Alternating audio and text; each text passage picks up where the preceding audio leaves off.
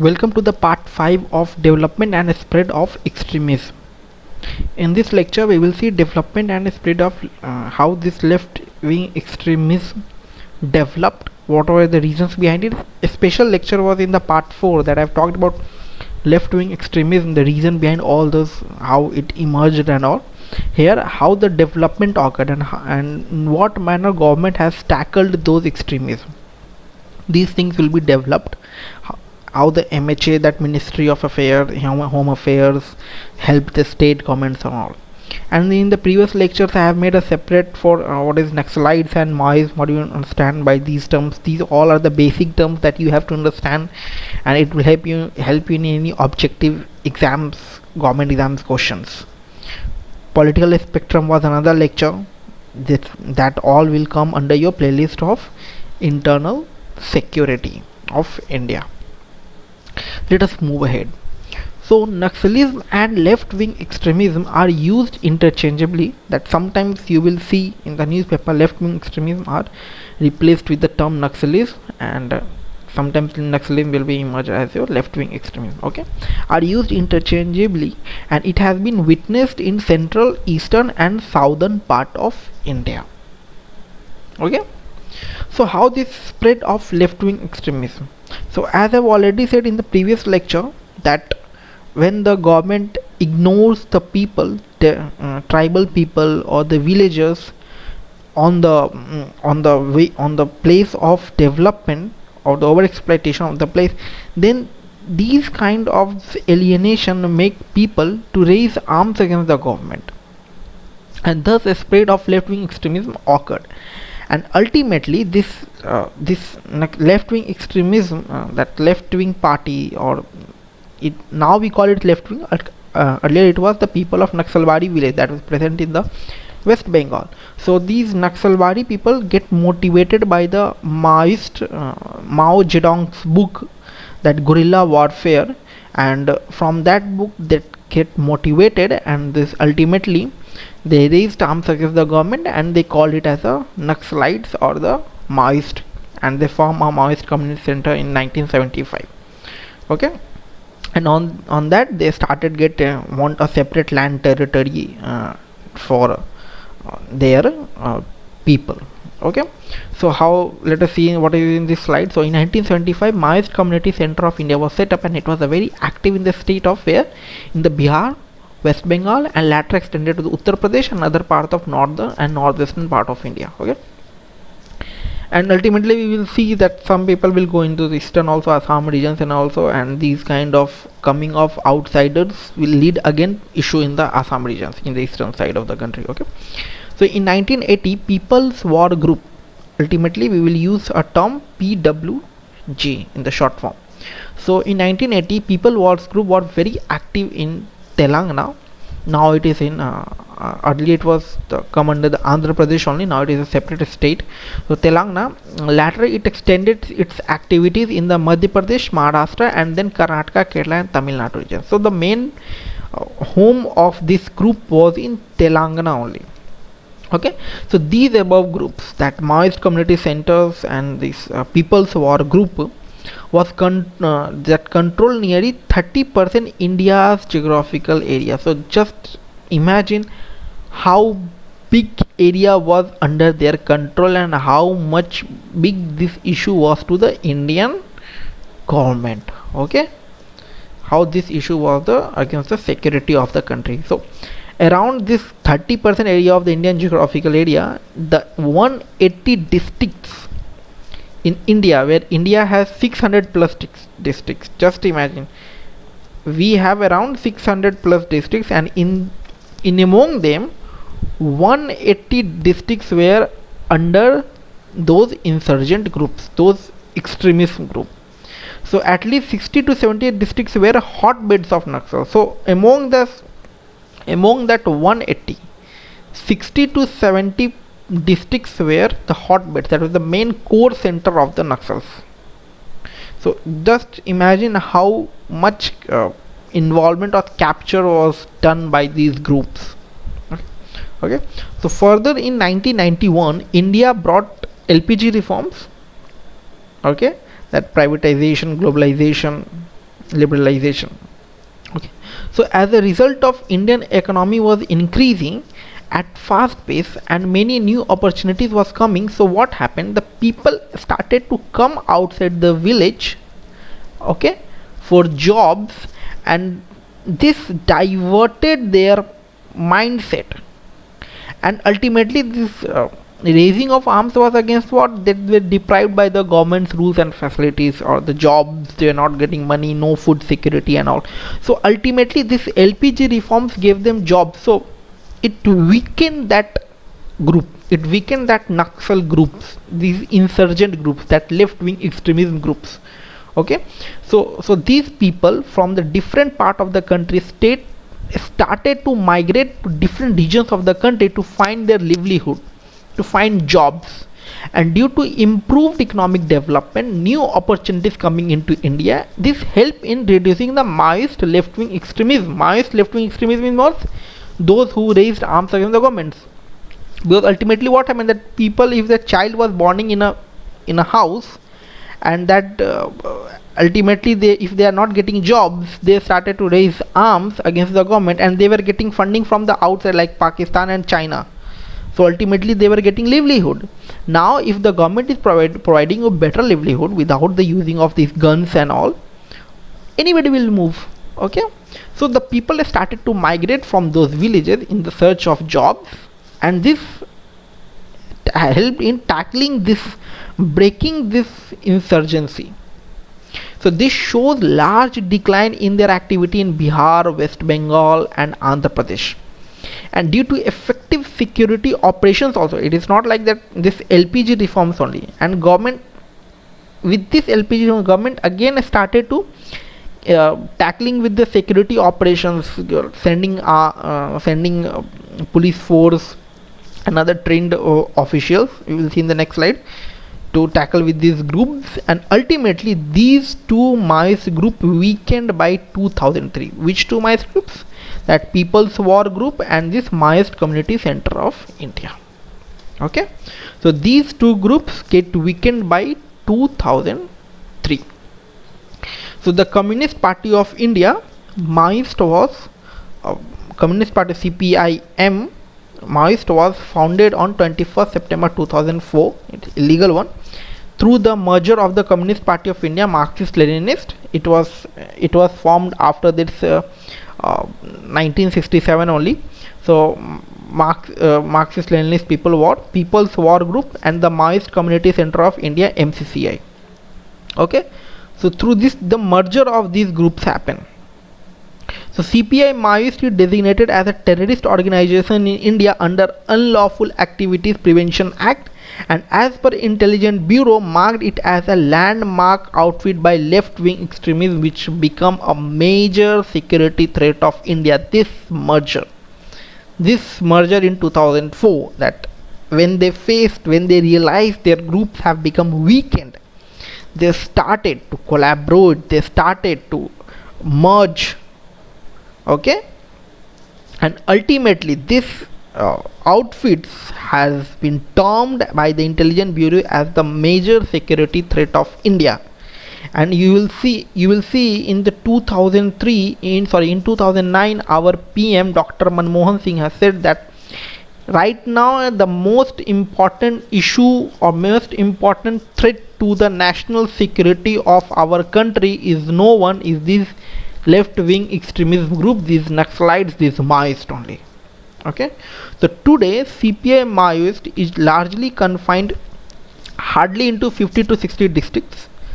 Okay, and the current hotspot is Chhattisgarh, Odisha and Bihar. So these groups have been reduced now.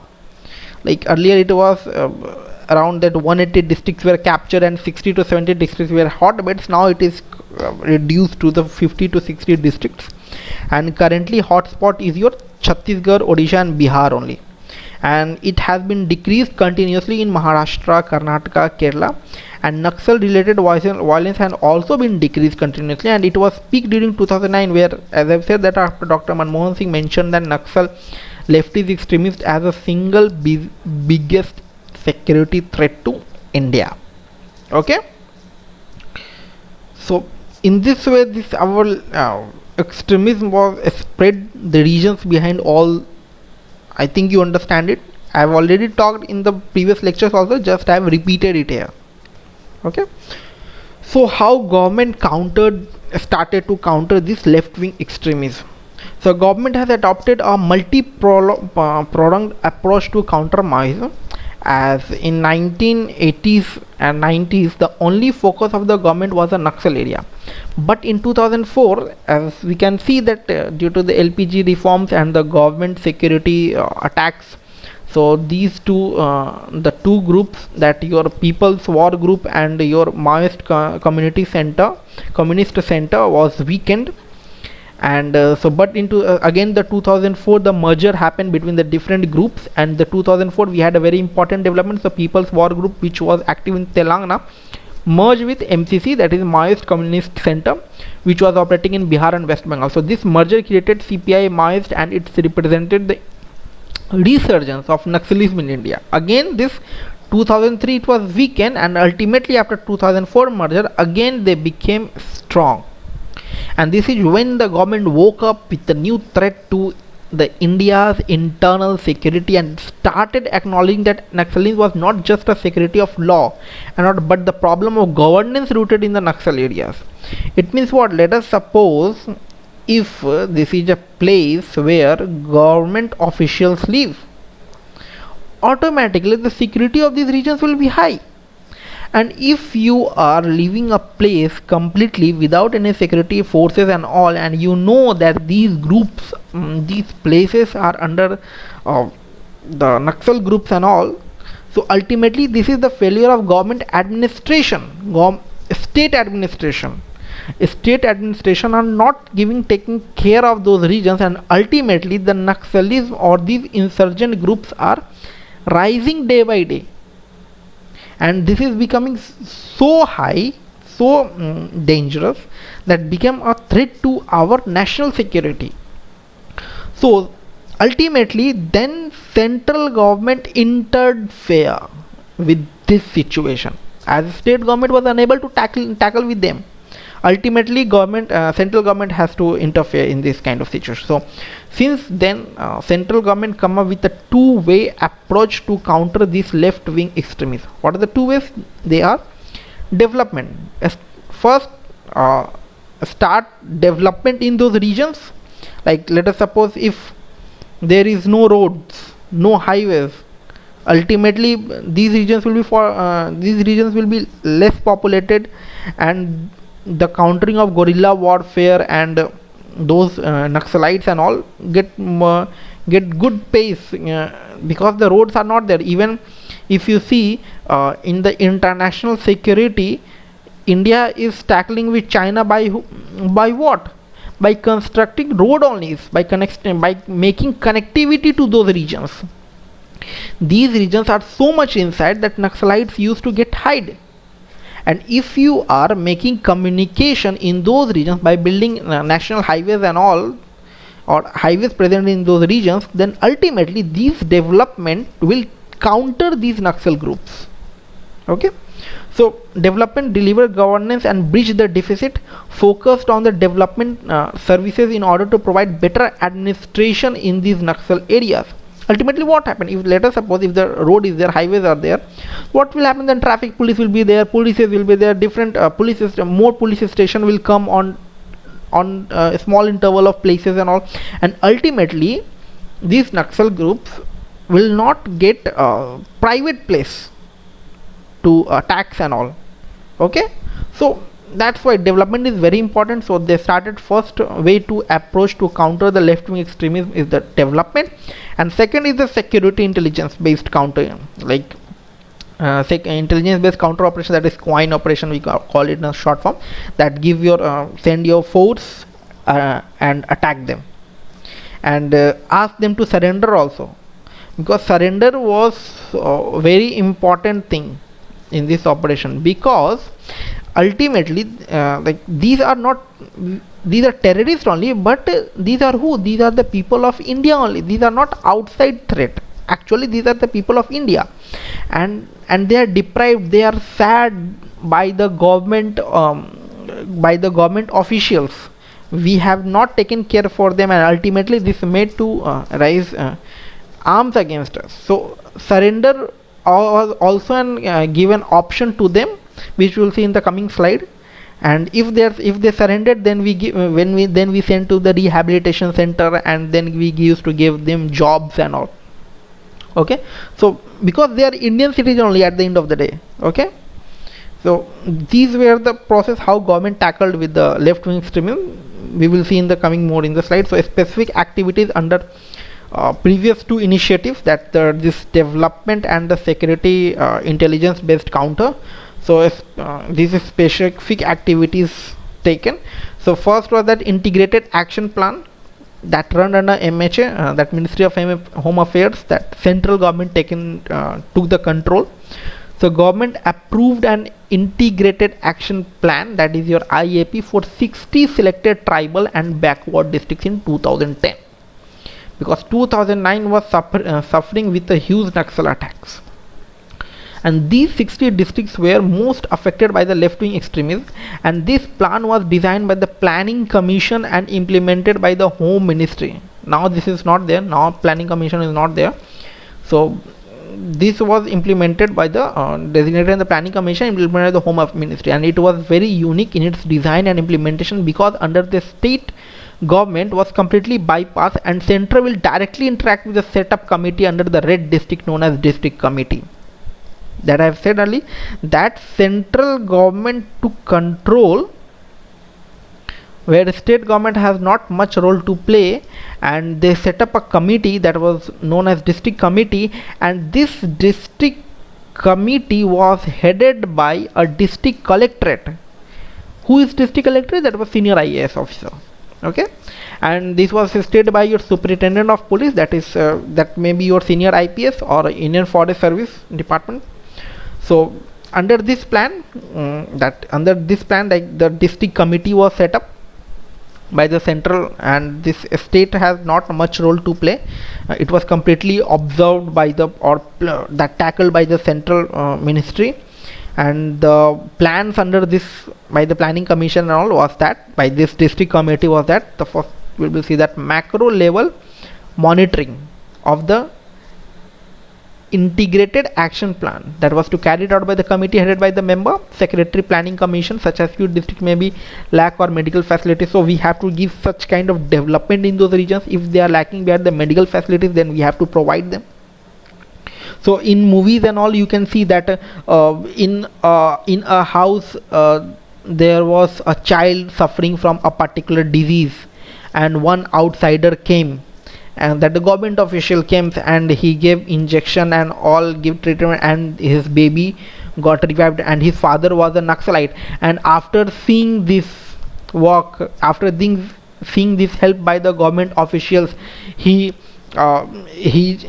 removed that arms, he threw that arms and all, he came into the government side and said that we won't raise arms against you and all. Okay, so these kind of transformation can happen in the real world also, if we are developing those regions, if we are providing them medical facilities.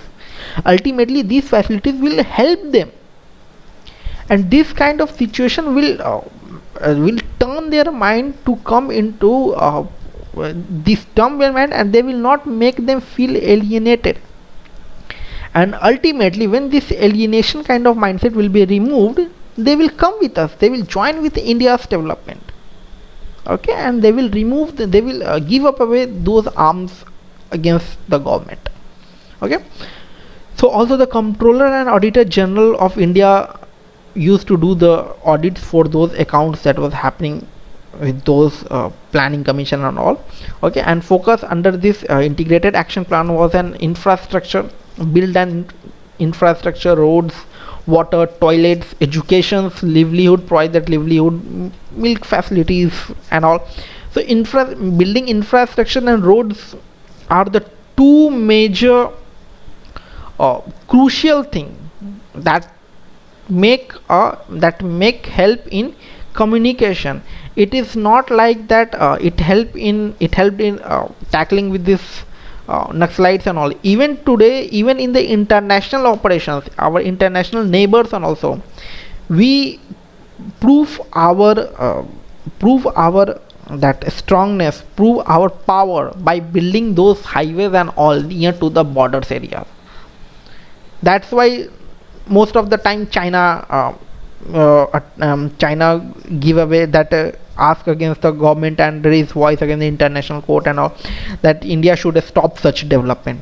Why should I stop? This is my region, this is my region, and I will do the development. And this development, this start with communication will happen. Easy enforcement of easy traveling of the force will be there. Easy enforcement of the force will be there within the less time. Okay, so the infrastructure, providing roads, water, toilets and education, providing those regions, this will decrease those insurgent groups activities. Effective implementation of PISA Act, that is PISA Act, the Panchayat extension of schedule area, that is the 5th and 6th schedule. We will see in those scheduled tribes and other regions. Another was in the Mizoram, Assam, all those tribal people will come in the separate schedule. Okay, and the other traditional forest dwellers, recognition of Forest Right Act 2006 was formed, and then these are the rights that act on the empower of the local, that gives the powers to those local people.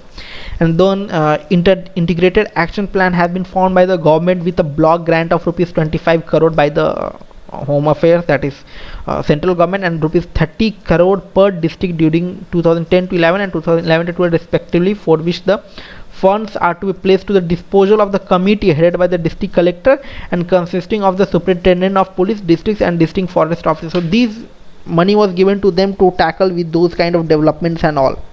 And ultimately these are the IAS officers, so there are very less chance of corruption. Okay, so the development commissioner equivalent officer, or it is development commissioner not there, then equivalent officers that present there, so would monitor those implementation of the program, and such scrutiny of expenditure, whether it is expended in the correct manner or not, in correct manner is or not. Okay, thus, and then Saranda action plan, a rural livelihood development plan for Jharkhand was started in 2000 by the Ministry of Rural Development. Okay, then civic action program, CAP, it is important now, remember it. So funds are provided to these CAPs. So like in this civic action program, this comes through CRPF will come, border security force, in Indian Tibetan border police, and then SSB and all will comes. So for conducting welfare activities in these deployment areas in left wing affected states, I have made separate videos for it. You can go on my channel, you can understand all these terms. So okay, so this is a very successful scheme to bridge gap between security forces and locals, and they can run free medical camps. Like it was not like that they went there to bombing, to guns, to hit guns or to kill those Naxal groups. No, they started to camp on these regions also. They started to help those people. And like if trained people are not sent there, like if you let us suppose a doctor is sent without any training on those places, and if the Naxal group attacked them, if the Naxal group kidnapped them, then it is very possible to survive in those situations. That's why these police forces or central police forces were sent with the trained officials and help and trained them to bridge the gap between the security forces and the locals. Okay, and ultimately they started to run free medical camps, basic coaching services, making bridge in the tough terrain area, like if there is some terrain or two mountains or regions or river is flowing between them, so they started to build bridge between those regions. And it was created as to build a element of trust, as it was created like we are with you, because as I've explained in the Naxalites and Maoist chapter, that ultimately the main goal, main character of success of this group is helping by the local people.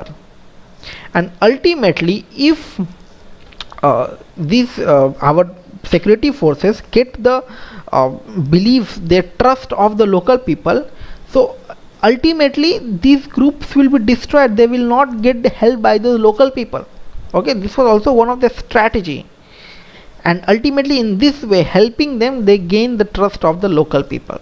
Okay, so such programs that led by those CRPF and BSF and all, it was termed as the civic action program. Okay, So the another way to tackle with these groups was like skill development programs that was taken under the left wing extremism districts, especially in those districts, that is the around 60 to 50 districts, and earlier it was total 180 districts. Okay, so what are the programs? That one was program was your Roshni, a skill development program implemented by the Ministry of Rural Development, and another skill development happened in the 34 districts affected, that those districts that were affected by your left wing extremism, implemented by the Ministry of Labor and Employment. Okay, so both the programs supplied vocational training, that by giving speech and all, so vocational training to provide livelihood and employment to opportunity for the local population. So if you are providing employment, jobs and all, ultimately you are hitting those groups, you are hitting those childs becoming Naxals in the coming future.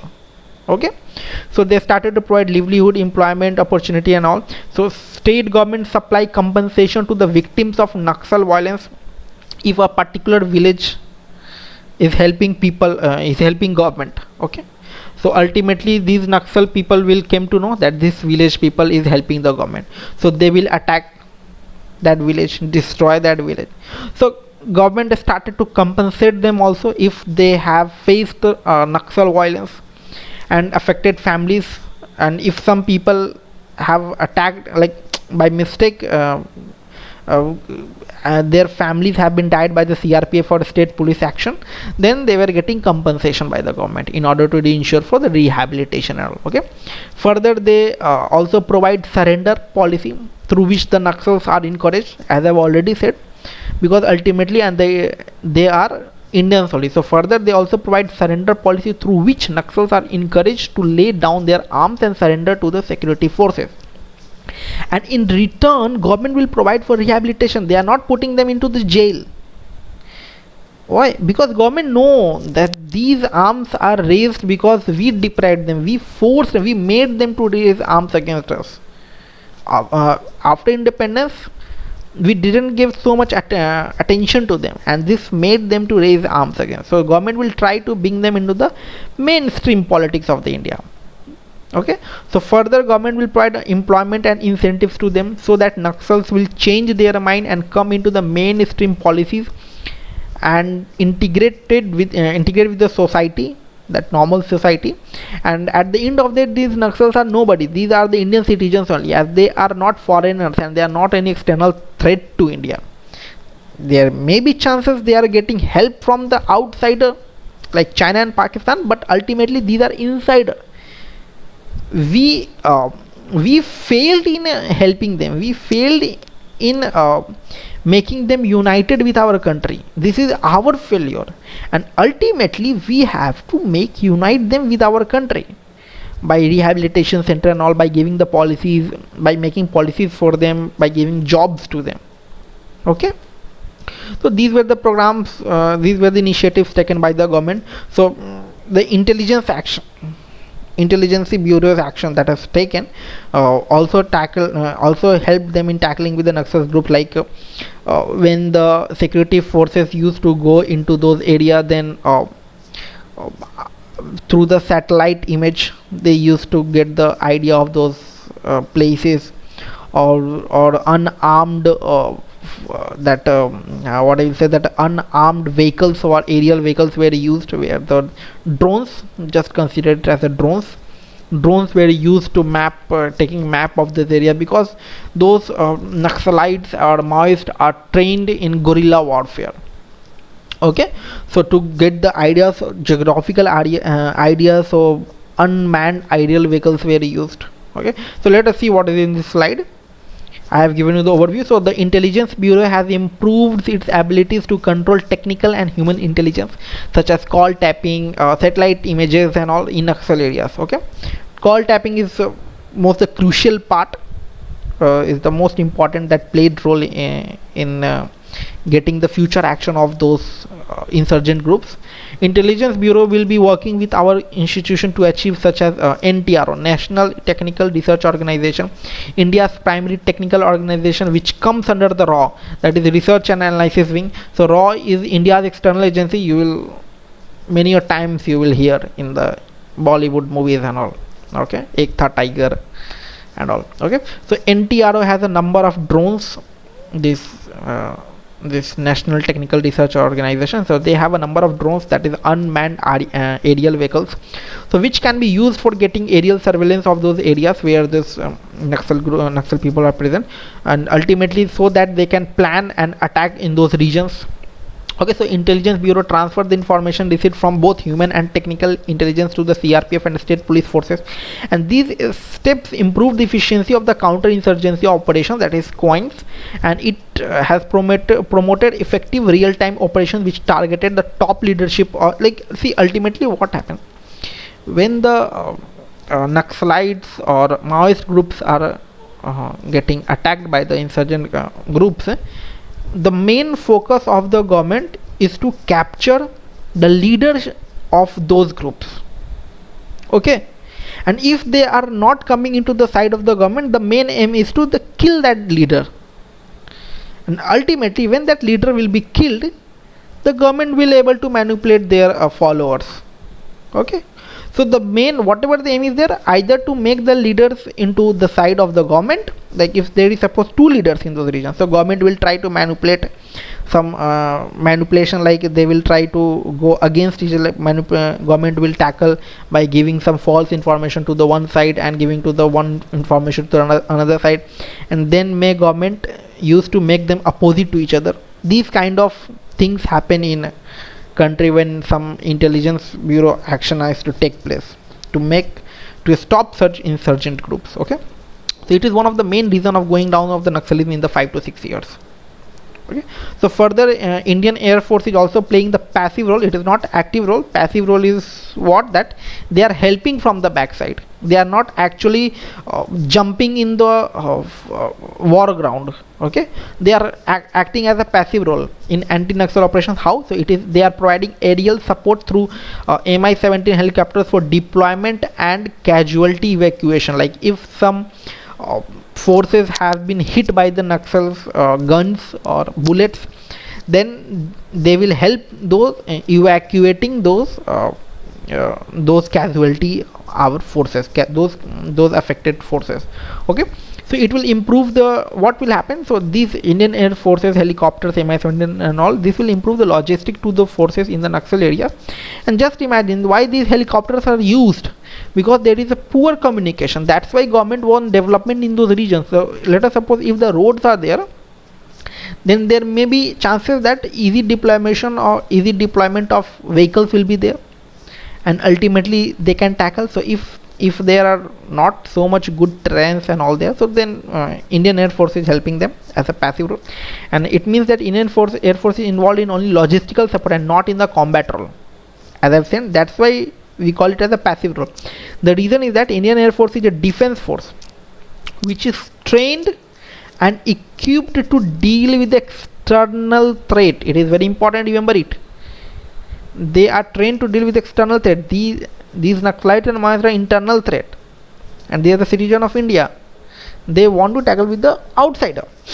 So generally in democratic countries, they never use defense forces in their own citizens, and these things are used to give their maximum effort to combat war-like situations. So both the army and Indian forces involved in a passive role, and Indian army is involved in providing the training for the special forces as a passive role. Like there may be some, they get some special forces and they will train them, but they will not fight in the ground because they are trained to combat with the external threat, like the soldiers of the Pakistan or the China and all. Okay, so steps taken by the government to counter the security challenges by the left-wing extremism. So this is just slide that I have explained earlier. The same thing is written in the more formal manner. So CRPF, Central Reserve Police Forces, designated Central Police Force to deal with the Naxalism, come under the MHA with its light special forces, that is Cobra, that is Commando Battalion for Resolution Action, highly trained special force for the guerrilla and the jungle warfare. They receive commando training from whom? That is from the Indian Army Forces, because Indian Army Force is not fighting in this one because they are acting as a passive role. So carrying modern weapons will be given to the Cobra, has been designated as the COINS, that is counter-insurgency operation in the Maoist areas. So CRPF will assist the state police forces, because at the end law and order has to be taken by whom? every time CRPF will not present in those regions, police will be there. So that's why they are assisting the police forces, and ultimately these police forces will also be get trained by their directions. Okay, so as a state government has not sufficient resource and training these regions, the central government is assisting the state government, because CRPF will not always be there. Okay, so police forces are getting trained, police forces are getting assisted by them. Okay, so another operation was found, just important, just remember these terms only. It is not important if it is in the current affair, then remember these terms. So Operation Green Hunt 2009, it happened in 2009 when the Naxal violence at its peak during the 2008 or 09, when our Dr. Manmohan Singh Prime Minister has said that the main security threat to the country is the Naxals one. So it has been believed that Home Ministry raised all of its target against the Naxal offences, because during these 2 years state police and central police were suffering significant losses by Naxals attack, and this renewed Naxal insurgency campaign, which was driven by the intelligence, has been labelled as Operation Green Hunt by the media, and the large leaders of these Naxals were targeted, and it has been said that 2014 and 15 Naxalism has been stricken down through this operation. Okay, by 2014 and 15 we have completely weakened these groups. Still it is present in the some regions, but ultimately by those we have stricken down by that FARDs, like we call it strike war, and by the people, by the forces. Okay, so Greyhound, another force, that special force of Andhra Pradesh, successful that is named for the special force of Andhra Pradesh. Okay, so a successful force and played an important role in eliminating the top leadership of PWG, that public warfare group of Andhra Pradesh, and Telangana have registered remarkable success. Okay, then Black Panther, that was announced as commando unit of Chhattisgarh, modeled on the Greyhound. And then Indian Air Force provide aerial support through Mi-17 helicopters for deployment of casual evacuation. And then Indian Air Force and NTRO deployment, that is your National Technical Research Organization, that gives your unmanned aerial vehicles and all, surveillance and intelligence gathering and coordination with the intelligence bureau. Okay, so I hope you understand it better. Please like and subscribe, because is a form of payment for me. If you have any suggestions or you want any on-demand video lecture, please feel free to ping me on my Twitter handle. I will be very happy to assist you. Thank you. Sorry for this small glitch.